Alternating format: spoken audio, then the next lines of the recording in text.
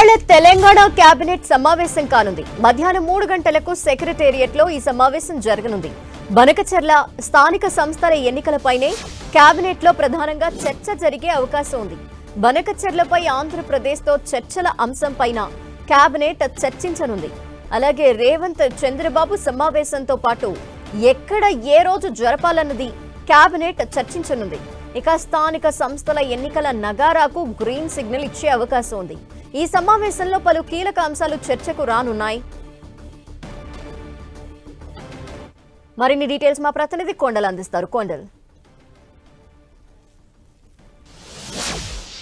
3 గంటలకు సీఎం రేవంత్ రెడ్డి అధ్యక్షతన కేబినెట్ సమావేశం జరగబోతుంది. రాష్ట్రంలో మంత్రివర్గ విస్తరణ తర్వాత కేబినెట్లోకి 3 మంత్రులు చేరిన తర్వాత మొదటిసారి ఇది కేబినెట్ సమావేశం. ఈ కేబినెట్ సమావేశంలో కీలక అంశాలపైన చర్చ జరగబోతుంది. మరిన్ని కీలక నిర్ణయాలు కూడా ప్రభుత్వం తీసుకోబోతుంది, కేబినెట్ తీసుకోబోతుంది. దీంట్లో ప్రధానంగా లోకల్ బాడీ ఎన్నికలకు సంబంధించిన అంశం కూడా ప్రధానంగా ఉంది. ఈ ఎన్నికలను ఎప్పటిలోగా నిర్వహించాలన్న దానిపైన ఇప్పటికే ఈ నెలాఖరుకు నోటిఫికేషన్ ఇచ్చే దిశగా ప్రభుత్వం సంసిద్ధంగా ఉన్న పరిస్థితి ఉంది. అయితే హైకోర్టు ఇష్యూ అన్నది దీంట్లో ప్రధానంగా ఉంది. 42% సంబంధించి దీనిపైన ఏ విధంగా ముందుకెళ్ళాలి, హైకోర్టు నుంచి వచ్చేదాకా వెయిట్ చేయాలి, లేదంటే ప్రభుత్వం కార్యాచరణ ఎలా ఉండాలన్న దానిపైన కూడా లోకల్ బాడీ ఎన్నికలపైన కేబినెట్లో చర్చించబోతున్నారు. అదేవిధంగా కీలక నిర్ణయం తీసుకోవాలి. మరో ప్రధానమైన అంశంగా బనకచెర్లకు సంబంధించిన అంశం ఉంది. ఈ బనకచెర్ల ప్రాజెక్టు సంబంధించి ఇప్పటికే 2 రాష్ట్రాల మధ్య వివాదాస్పదంగా మారిన పరిస్థితి ఉంది. ఇప్పటికే ఈ బనకచెర్ల ప్రాజెక్టుకు అనుమతులు ఇవ్వద్దని చెప్పి తెలంగాణ ప్రభుత్వం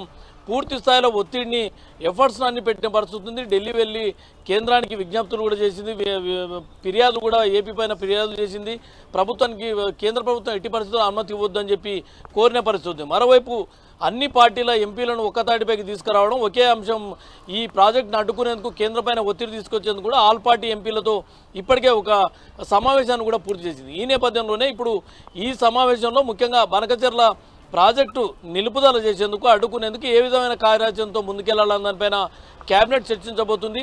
ఇంకా ఈ 2 రాష్ట్రాల మధ్య చర్చలతో సామరస్యపూర్వకంగా సమస్యను పరిష్కరించుకునే దిశగా ముందుకెళ్లాలని తెలంగాణ ప్రభుత్వం భావిస్తున్న నేపథ్యంలో ఎలా అధికారులతో మంత్రులతో కమిటీ చర్చ జరపాలన్నా, మొదట అధికారులతో చర్చ జరపాలన్నా, లేదంటే 2 రాష్ట్రాల ముఖ్యమంత్రులు భేటీ అయి చర్చించాలన్నా అన్న దానిపైన ఈ కేబినెట్ సమావేశంలో ఒక కీలక నిర్ణయం తీసుకోబోతున్నారు. దీనిపైన ఒక క్లారిటీ రాబోతుంది.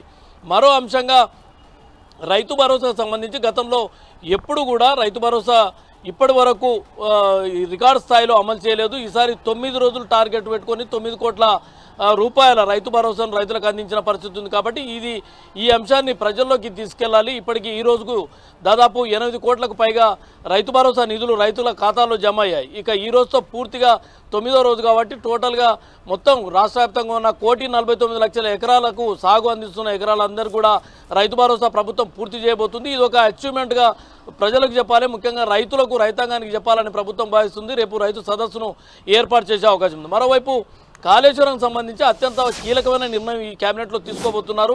కాళేశ్వరం కమిషన్ సంబంధించి ఇప్పటికే రాష్ట్ర ప్రభుత్వానికి లేఖ రాసింది.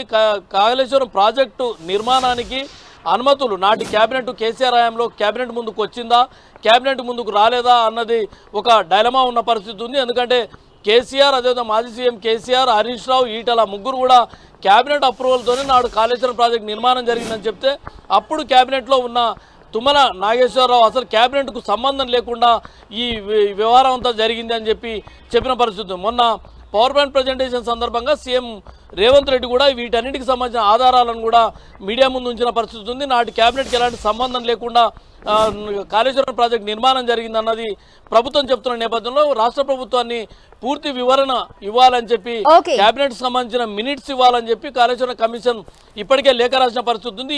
ఈ మినిట్స్ కు సంబంధించి కాళేశ్వరం కమిషన్ కి ఈ నెల 30 లోపు ఇవ్వాల్సింది. కాబట్టి దీంట్లో ఈ కేబినెట్ సమావేశంలో చర్చించబోతున్నారు. దీనిపైన ఒక కీలక నిర్ణయం తీసుకోబోతున్నారు.